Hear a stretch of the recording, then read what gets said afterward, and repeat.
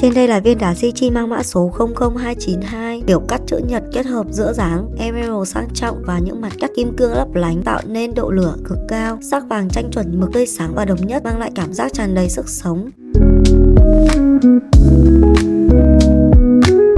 Và trên đây là thông số chi tiết của viên đá.